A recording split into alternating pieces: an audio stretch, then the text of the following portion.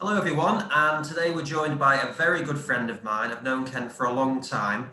He is the Director of Outpatient Therapy at Johns Hopkins Hospital, and Ken and I worked together for several years, so albeit I know him better than most of the people that I've had a chat with, I'm very much looking forward to hearing it in a bit more of a structured pathway. So Ken, welcome, thank you for joining.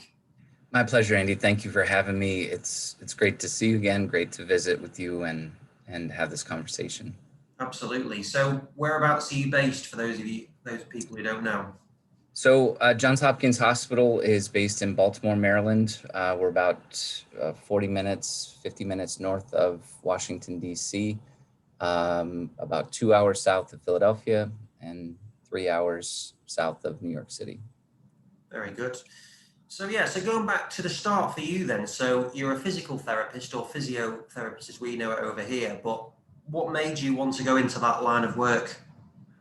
Honestly, going back to, being in grade school and, sort of, I always knew that I had an interest in the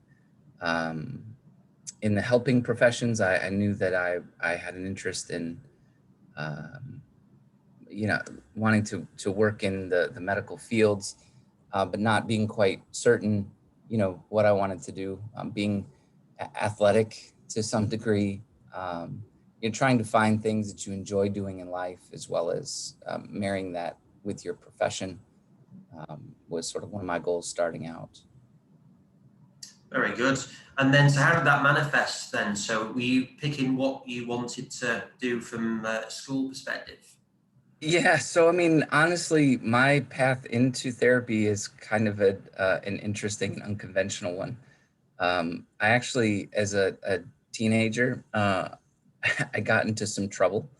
I actually got arrested and was goofing off with some friends, and yeah, we got picked up. And I didn't have a lot of direction, I would say, early on, in terms of my studies and academics. But as a result, I was sentenced to do community service, and yeah, I was sentenced. It was trouble. I got in real trouble. I've never heard this story before, so this is good for that for me. Really? Oh, man, I can't believe after all these years. Yeah, so I was out with some friends. We were we got in trouble, um, and part of my sentence was community service. And I was given these options of uh, you know cleaning parks and painting rec centers and things. And I knew that I had an interest in healthcare, at least. That was one of the few positive things in my life at the time. And yeah, I said, could I volunteer at a hospital? Would that satisfy? And they agreed, and the judge approved. And I showed up at the hospital volunteer office, said, hey, I need to do these hours. And they gave me the listing of the different places where I could work. And I saw this one that said physical therapy and sports medicine. And I thought, wow, that sounds interesting. And where I was supposed to volunteer for about 40 hours, I think I was there for around 400 over the course of the year. It really lit a fire in me, so to speak. It was a confirmation that for me, that was really what I wanted to do. I wanted to help people that wanted to play sport or that wanted to live an active life, to be able to do it after recovering from surgery or injury. And yeah, I mean, I think it's one of those things where, when you don't have direction, um, you look to different places to find it. I wasn't exactly looking for it from a police station, but I actually I prayed a prayer when I was younger to try to help get my life on track. And sometimes it takes a wake up call in order to help you see to see the direction that you need to go. And so, really, from that point on, I'd made that transition of understanding that the steps and the decisions that I made and things were real, and there was consequences, both good and bad. And I was very fortunate to have had some bad things happen to help them turn out to be a good thing for me. Mm. And so what was it when you went to the department that you went to? What was it that captivated you and made you think this is the place for you? Honestly, it was the believe it or not, this is a theme that kind of weaves throughout my career. I was fascinated by the technology. The idea that you could measure things, measure I played sports, basketball, football, soccer, um, golf, and but it was the idea that you could measure human performance using a computer. I remember one of the first things that I got to do, aside from cleaning the hydro tanks, was I got very good at doing Cybex testing. So isokinetic test. I was always very meticulous with my positioning, my setup, even as a 17, 18-year-old. Um, I was always very detailed in how I went about collecting that information. Love the idea that I could take a measure and compare an injured side to a non-injured side. And at that point, obviously, I'm not making any decisions, but I could see how that information was analyzed and processed by the physio in charge, and how it guided. In that case, one patient in particular I remember was an ACL reconstruction. It was an athlete, runner, and also he was an engineer. So it's not like he was a professional or anything, but a regular person that led an active lifestyle. Yeah, I still remember him as sort of like really one of the first patients I ever connected with in my career. Um, so yeah, I'd say it was kind of a combination of things. Honestly, it was the human interaction, the technology, um, and the reason for doing it all. Mm. And so was it at that point then that you decided for your undergrad that you wanted to go down that route then? Yeah, absolutely. I mean, again, as I said, I really academically, I was one of those people that I did as little as possible in high school to get by. I didn't really have a direction until this pivotal point. So much to the point where my high school principal called my mother about a week before graduation and said, Mrs. Johnson, if your son does not complete his physics lab homework, he won't be able to graduate. Um, so, I really never connected the dots, the bigger picture in life, so to speak. And um, things suddenly started to have meaning. And I realized that if I wanted to succeed, um, I needed to get my acting gear. I needed to work a lot harder. And,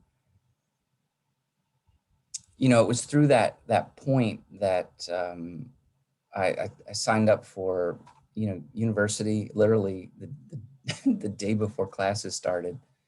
And I got a 2-year degree as a physical therapist assistant, which, um, you know, was a perfect direction for me because it immediately got me engaged in the field of physio. And, um, you know, that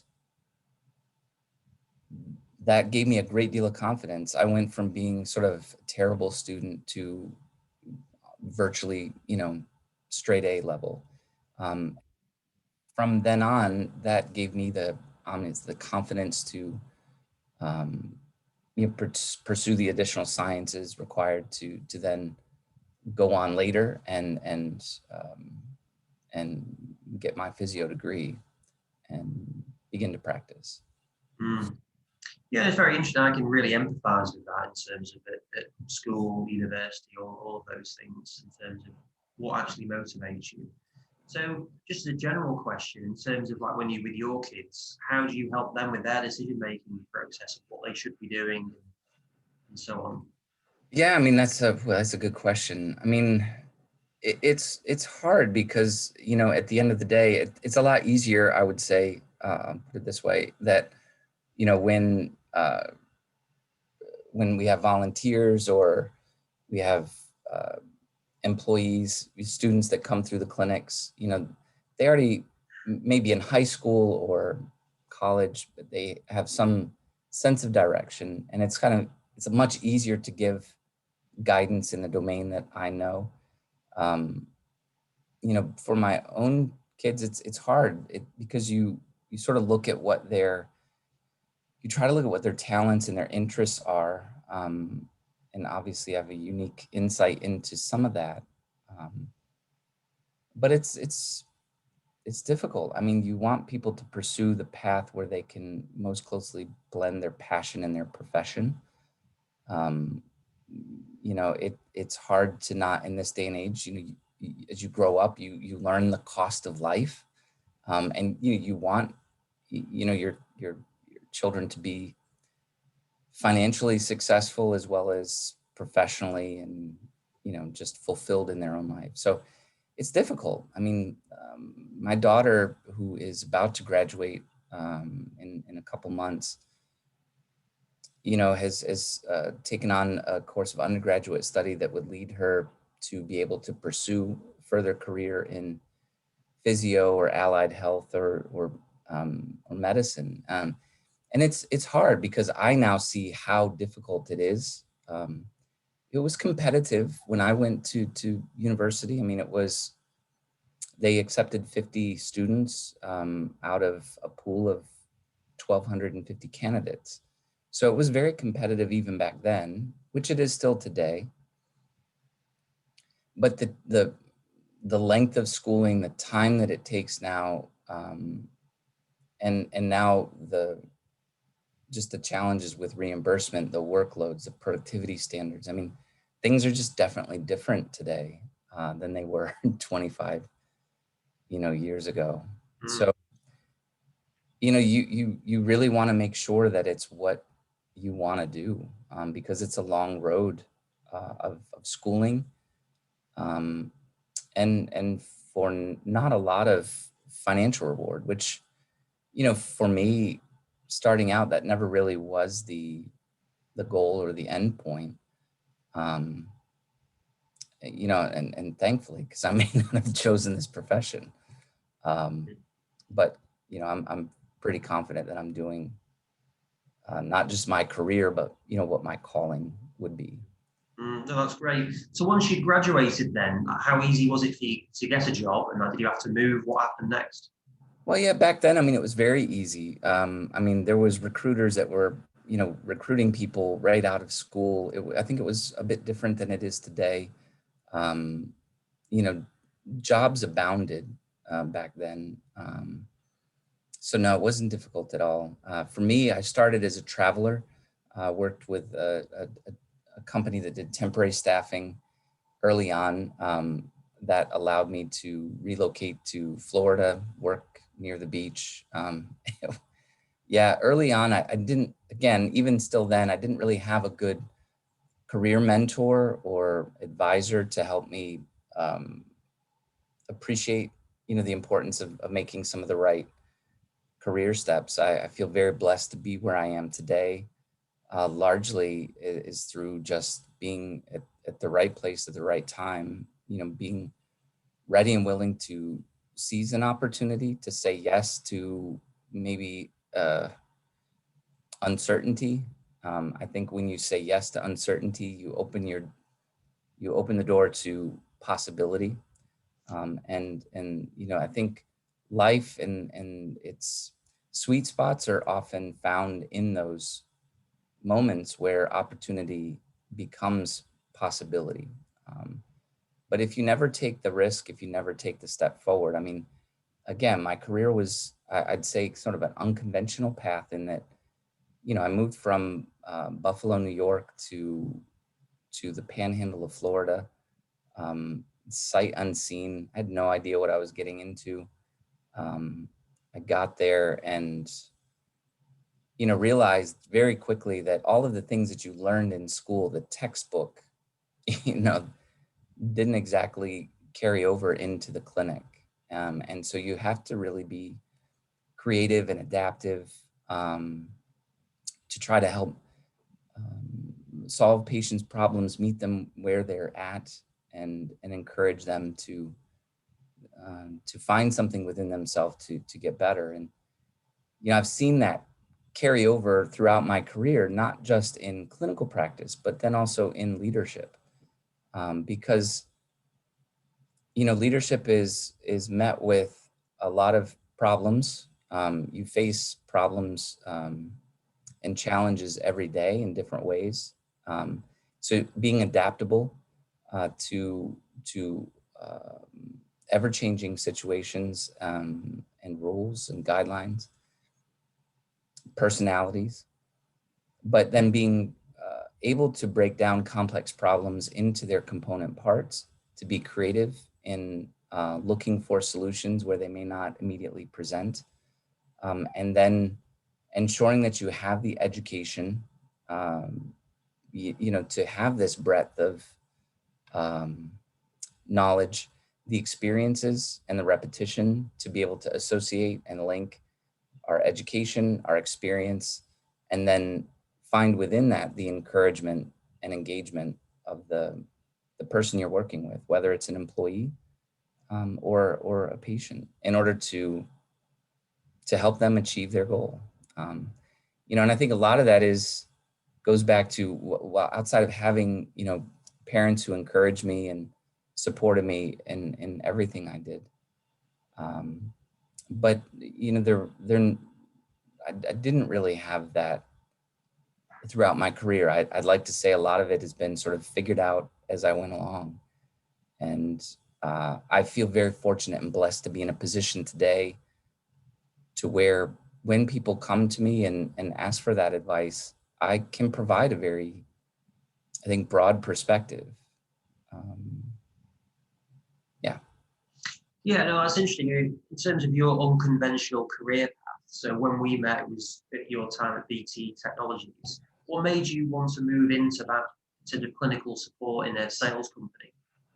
Yeah, I mean, so, I was working in the nursing homes in Florida, and it, it was great. I lived by the beach. I had a good tan, great weather, but I never really felt that challenge. Like I wanted more. And an opportunity came up. The company that I worked with had a contract with some rural hospitals outside of Memphis, Tennessee. And, Memphis is never a place where I imagined living, although, Elvis and the mystique of the South and things that you hear about, the stories and such in American folklore. But it wasn't exactly a place I imagined living. But an opportunity came up.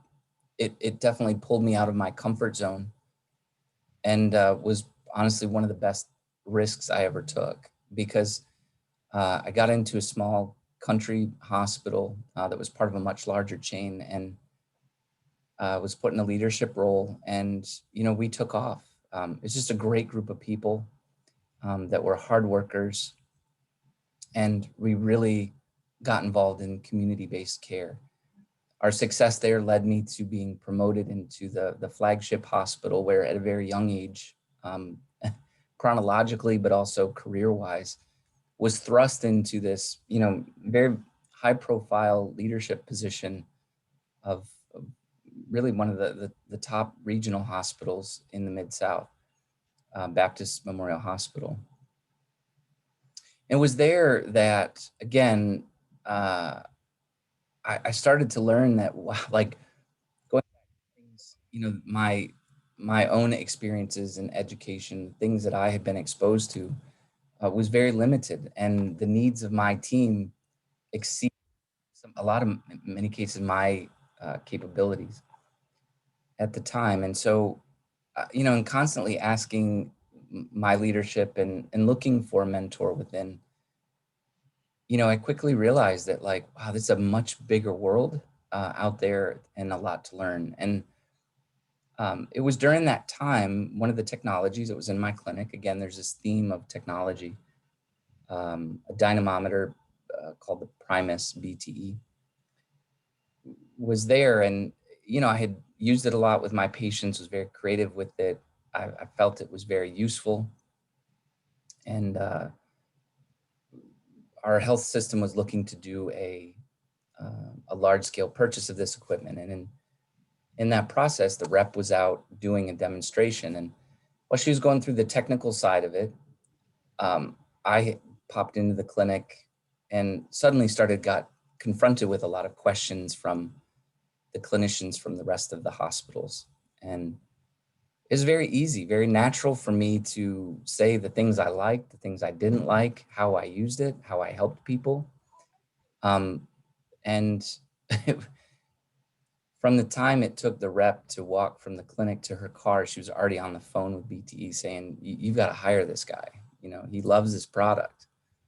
And that's kind of when it started for me. The discussions with BTE started to follow, and eventually they recruited me. And I took another major risk of leaving my chosen profession altogether to go work for this technology company in, of all places, Baltimore, Maryland, which again, never imagined I'd go there. So, over the next 7 years, obviously that's when we connected. This idea of sharing the importance with other clinicians, my own experiences, but I had the great fortune of traveling the world on the gold card of the company. And the clinicians and the relationships, the people that I met on my travels completely changed my life and my perspective. I mean, obviously, I'm a very good friend in so many different places now. Switzerland, Germany, Japan, China, UK. I felt very blessed to do that. But just like with working in Florida, where it was this fun environment, good weather, good people, I started to be challenged with just my own, sort of sense of complacency in terms of what I believed I could do. Frequently you would hear, it's too expensive. We can't afford that. I don't have the space. My boss will never approve that. It was all of these constant excuses as to why people were willing to be complacent in their own practice, and not willing to provide their patients with what I perceive to be the very best. So it was around that time, we had a bit of my own personal tragedy in our life. I was in Shanghai speaking at a series of events in Shanghai, China. And, in the middle of the night, I got one of those phone calls that you don't want to get, which is the notification that my wife had lost one of our unborn children. And, that was an extraordinarily painful thing to have to deal with, but more so knowing that I was 36 hours away for travel, and my wife had to go through a very difficult experience alone. And it was that kind of that pivot point for me was the thought that I needed to find something closer to home. And I couldn't imagine a better, more powerful institution to work for than Johns Hopkins. And here it was, just 30 minutes away from my home. So I applied for a position there as a clinic manager, took over a small clinic of 8 to 10 people. And I set out to do what people said couldn't be done. When I interviewed, I was told, if you think you're going to come in and, buy a bunch of technology, this expensive, fancy stuff, Hopkins, doesn't really do that. Rehab is not, you know, that forward thinking here. So don't be disappointed. And then secondly, if you think you're going to open up a bunch of clinics around the Beltway, Hopkins is really about the main hospital. And, we really focus on very, medically complex problems and patients. And we're not like the clinics out in the community. So, that was 11 years ago. That was millions of dollars in technology and clinic expansions, developments.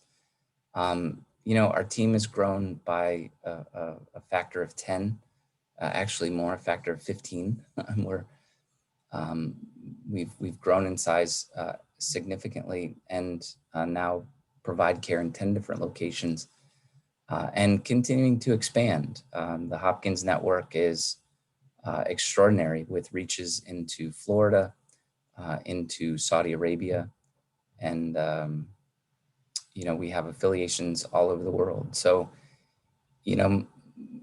being associated with the brand fits very much with me and my character. I believe, and always have, that, the solution to a problem is not, it's not me, but it's we.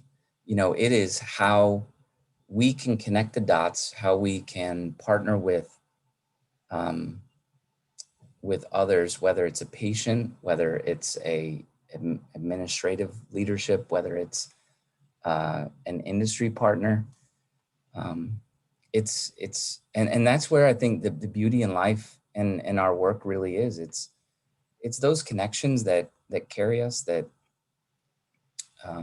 make things interesting, and make it far more than just a job. So it's kind of like a rambling story of how you get from point A to point B, I know, but the common theme for me, again, is really been this linking of our talents, our technologies, and the training that we do to develop ourselves. So. Yeah. And in terms of that philosophy, then, it would be good if you could expand a bit on that. And then the second part to the question would be, you're in the US, different healthcare systems, but you've traveled and seen pretty much you've seen more healthcare systems than most people alive. So from that, how does your philosophy fit both within, say, US, but then how does that translate to UK, China, Middle East, all of those things? I think the thing that was very interesting to me to learn is, here, one of the first questions you would always hear is, well, what's the reimbursement for that? How much can I get paid if I do that? And, I understand that, if there's no money, there's no mission, right? But at the same point, when we look and experiencing healthcare in Asia and Europe, what I commonly saw there was that wasn't the question that was being asked. It was more, how does this help my patient? And what can I do differently? And because, reimbursement in socialized medicine is, it has its own sets of issues. But that wasn't the driving force. Cost of care and value, certainly is important, but, the value is then made more relative to the needs of the patient, as opposed to strictly just the cost of the care provided.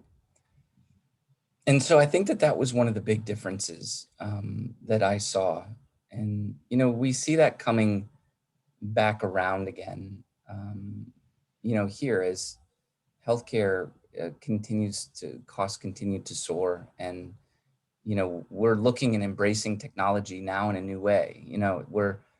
We're here now exploring technologies that, instead of, what can we do in a clinic, what can we do to improve care independently and asynchronously in people's homes. The pandemic has brought on a whole new set of challenges with us in getting people into a clinic. So we've had to adapt with telemedicine and strategies to help meet patients where they are, and to provide, care with a lower, sense of overhead. And I think we're still figuring that out. And the next, 5 to 10 years of my career, I think are going to be, I look forward to that, because it's a problem. We got to break it down into its components. We need to be creative. We need to be adaptive, and use our experiences and engage talented people to help, get further than I could ever get them myself. Yeah, just finally, could you just expand a bit more on that philosophy that you mentioned, the technique and training? So that's a foundation of our growth and our operation here. I mean, I have over my desk, I still read it to make sure I say it the right way, but the person who harnesses the collective genius of the people of his organization will blow the competition away. How do you do that? What is it? I can tie people down and make them work. I can, it's again trying to find the connection. We all have to work. I mean, I would love to not have to work, but the reality is I do, and the rest of my team does as well. And so, being committed to being the best at what we can and providing the very best care, we have to have points on the horizon that we direct our activity towards. So, it starts first with talent, hiring talented, caring, compassionate, competent people that are like-minded. I have always really bristled against the elitist mentality that exists in certain organizations, whether it be academically or clinically, or professionally. And that is a theme throughout my career. Because I know where I came from. I know where I sat when I was getting fingerprinted. I know how that felt. That was a low point for me in my life. I had worked before that. My first paid job was cleaning horse stables. And the woman that hired me, she knew I didn't have calloused hands. I had soft hands. She knew I hated cleaning those stables, but she said, Kenny, I want you to hate this job because I want you to work harder and find a better life, because you don't want to be doing this when you're old. And she was right. I didn't. So training comes in many forms. There's academic, there's experiential, and I'm a very experience-based learner, and we've woven that throughout our entire operation. Having the people on board, great clinicians like Terry McGee, is an orthopedic manual therapist. Is an incredibly talented therapist that had a passion for education and brought our team to a whole new level in terms of their manual therapy skills. And that gives people, when you educate them, it gives them confidence, and it also gives them drive.